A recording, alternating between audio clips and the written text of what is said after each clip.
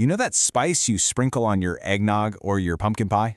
Nutmeg. Well, it turns out it has a story. And it's not just any story. It's a wild, globe-spanning, and, believe it or not, a really brutal history that literally redefined empires. But the craziest part? Its story is still playing out today in a place you would never, ever expect. I mean, that quote really says it all, doesn't it? We're not just talking about something that makes your food taste good. We're talking about a commodity that, for centuries, was the driving force behind exploration, war, and even the birth of global capitalism. And to give you an idea of just how valuable this stuff was, get this. In medieval London, a single sack of nutmeg could buy you an entire house. It was worth more than its weight in gold. That little seed was a symbol of incredible wealth and power, and it sent European monarchies and merchants into an absolute frenzy. Can you even imagine that? The entire world's supply all coming from this one tiny cluster of volcanic islands. For centuries, Arab traders guarded the location of this source like their lives depended on it, spinning these incredible myths of treacherous seas and monsters just to protect their monopoly and keep the prices sky high. So why all the fuss? Well, in medieval Europe, nutmeg was basically seen as a miracle. Doctors prescribed it for everything: digestive problems, brain stimulation, you name it. But the real kicker? It was believed to ward off the Black Plague. That alone made it one of the most sought-after things on the entire planet. So when you have that kind of insane demand, conflict is pretty much inevitable.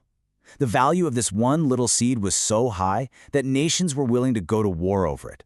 This kicked off a full-blown, bloody quest for total and complete control. And leading the charge was the Dutch East India Company, one of the world's very first multinational corporations. And they were absolutely ruthless. In 1621, they launched a conquest of the Banda Islands, killing or enslaving thousands of people, just to lock down a global monopoly. They controlled every aspect of production, even burning extra harvests to keep the prices artificially inflated. Nutmeg had officially become a weapon of empire. But, monopolies never last forever, and this one broke in a pretty spectacular fashion.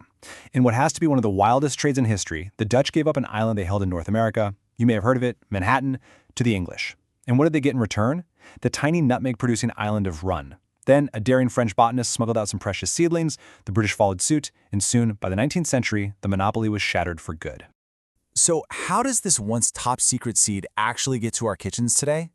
Well, the process is still surprisingly hands-on, and man, it takes a whole lot of patience.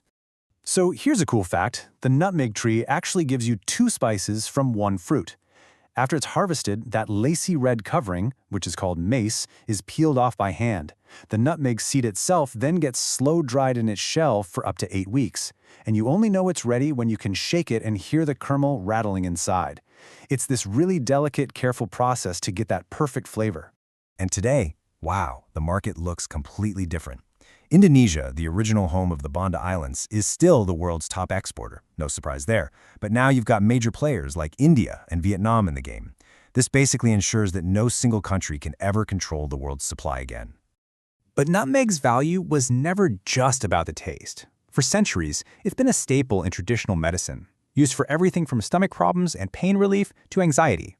It's just a reminder of its incredibly complex makeup. Okay, now this is where our story takes a really sharp turn, because the legacy of nutmeg, this whole idea of breaking down walls to access something valuable, it didn't end in the 19th century. Nope, it was just getting started. What if that exact same pattern played out all over again, but not with the spice? What if it happened with something just as jealously guarded in our modern world? Professional wealth management. And that brings us to something called a robo-advisor. It's basically a digital platform that uses smart technology to give you financial advice and manage your investments, a service that, for a very long time, was pretty exclusive. And here is the parallel. It's actually pretty striking. For centuries, you had the Dutch holding a monopoly on nutmeg. In a really similar way, for most of the 20th century, you had traditional financial institutions holding a monopoly on professional wealth management. You pretty much needed to be rich just to get in the door. And then, enter a company called Nutmeg. Yeah, same name.